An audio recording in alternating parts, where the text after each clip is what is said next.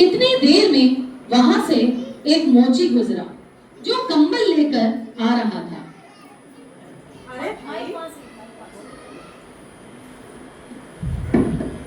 अरे भाई, तुम इतनी सर्दी में क्या कर रहे हो?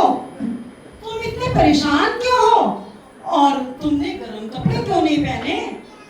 क्या करूं? बहुत ही दुखी हूँ। ना खाने को कुछ है, ना पहनने को कुछ है। मैं तो बहुत ही दुखी हूँ। ओह, तो ये बात है। चलो, तुम परेशान मत हो। लो, ये कंबल ओढ़ लो और तुम मेरे साथ मेरे घर चलो। और सुनो, मेरी पत्नी बहुत गुस्से वाली है। चिल्लाने लगे तो बोलना मत, चुप रहना। थोड़े दिन में सब ठीक हो जाएगा। जी जी चलो जी भाई, चलो। जी हजूर। मोची दूध को लेकर अभी घर में घुसा ही था कि उसकी पत्नी बोली, आ गए तुम? कहाँ है कंबल और बच्चों के कपड़े? हे भगवान! और ये किसको ले आए? माइक में बोलो। ये किसको ले आए? अपने खाने का तो है नहीं, इसे और ले आया। पेट कैसे भरेगा? हंसो हंसो, तुम तो हंसोगे ही। इसे मूर्ख जो बना दिया। दूध पहली बार हंसा। वो इसलिए हंसा क्योंकि उसे पता था कि मोची की जो नासमझ पत्नी है, उसको इतना भी नहीं पता था कि देवदूत के आने से उसके घर में अब खुशियां ही खुशियां आने वाली हैं। अब देवदूत ने मोची का सारा काम संभाल लिया। वो इतना प्रसिद्ध हो गया, सारे शहर में प्रसिद्ध हो गया। मोची, भाई, इसको जरा यहाँ से सीख लो। पीछे में पल्ला भी टूटा हुआ है इसका। जी हजूर। इसको यहाँ से काट लो जरा। जी हजूर जी। 2 कीड़े भी ठोक देना। जी जी जी जी जी।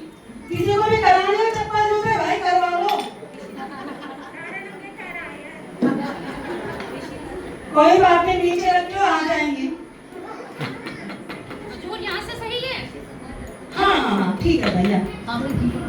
तुम तो बहुत बुद्धिमान हो गए हो भाई। मोची के बनाए जूते सारे शहर में प्रसिद्ध हो गए। सब बहुत ही खुश थे। एक दिन राजा का सिपाही आया।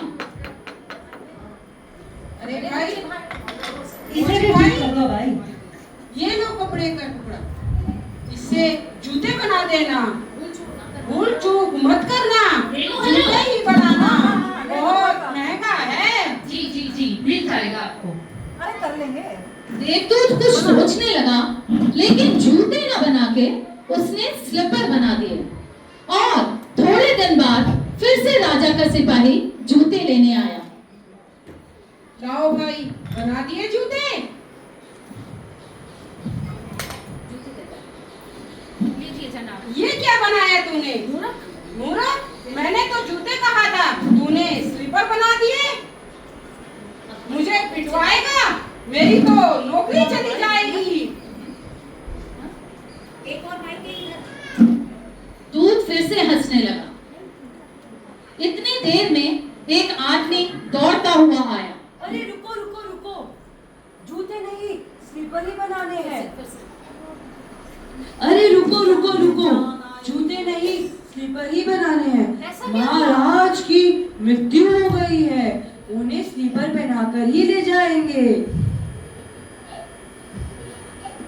मोची ने क्षमा क्षमा याचना।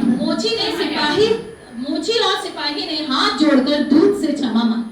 क्षमा क्षमा हजूर, क्षमा। आपने देखा कि दूध इस बार दूसरी बार हंसा। वो अपने अहंकार पर हंसा, वो दूसरों के अहंकार पर हंसा कि किस तरह से सिपाही और मोची बहुत अहंकारी हो रहे थे, और वो उनके अहंकार पर हंसा और भगवान की बनाई नियति पे हंसा कि बेचारा नासमझ इंसान नियति के खेल में किस तरह कठपुतली बना हुआ है। सब कुछ पहले से फिक्स्ड है और इंसान बेचारा सोचता है कि वो कुछ कर रहा है। सब कुछ पहले से फिक्स्ड होता है। और यहाँ पर भी आपने देखा कि सब कुछ पहले से ही पता था कि महाराज की मृत्यु होने वाली है। देवदूत को पहले ही पता था, इसलिए उसने पहले ही जूते ना बनाकर स्लीपर बनाए। जैसा आप जानते हैं, सब तरफ नीति नाच रही है। हम अपनी मर्जी से करने की कोशिश करते हैं, लेकिन जो नीति ने करवाना होता है वही होता है। हम सब कठपुतली हैं। इतनी देर में एक अमीर घराने की औरत अपनी 3 जवान लड़कियों के लिए जूते बनवाने आई। अरे भाई सुनो सुनो, अरे भाई सुनो सुनो, मुझे अपनी तीनों लड़कियों के लिए जूते बनवाने हैं, जूते बनवाने हैं। जूते बहुत बढ़िया होने चाहिए। पैसों की कोई कमी नहीं है, पैसे बहुत है, लेकिन जूते बहुत बढ़िया बनाना। बहन, आप कहाँ से आई हो? कहाँ की रहने वाली हो? अरे भाई क्या बताऊं मैं, ये मेरे दूर की रिश्तेदार झुमरी की तीनों लड़कियां हैं। वो तो मर गई, लेकिन इन तीनों लड़कियों का पालन पोषण, इनका देख रेख खान पान सब मैंने ही देखा। इनको ही पढ़ाया लिखाया, सब कुछ मैंने ही करा है। अब इनकी शादी राजघराने में कर रही हूँ। क्या बात, क्या बात। बहन, आप तो बहुत अच्छी हैं। अरे और बताऊं कि जो है ना, इनो और तो अगर इनकी माँ होती ना, तो इनकी दुख दरिद्रता में, भूखमरी में इनकी जिंदगी कटती।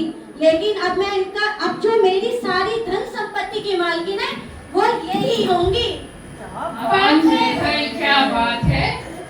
यह सुनकर देवदूत तीसरी बार हंसा। नियति बड़ी है और हम उतना ही देख पाते हैं जितना सीमित क्षेत्र में हमें दिखता है। सब कुछ हमारी जिंदगी में पहले से फिक्स्ड है और इंसान ये बेचारा सोचता है कि हम सब कुछ कर रहे हैं, हमारे कंट्रोल में सब कुछ है। जैसे आपने देखा कि झुमरी, जिसको लेने के लिए यमराज ने देवदूत को भेजा, देवदूत इसलिए नहीं लाया कि उन 3 बच्चियों का, छोटी छोटी का क्या होगा, लेकिन भविष्य में क्या होना है ये सिर्फ भगवान ही जानता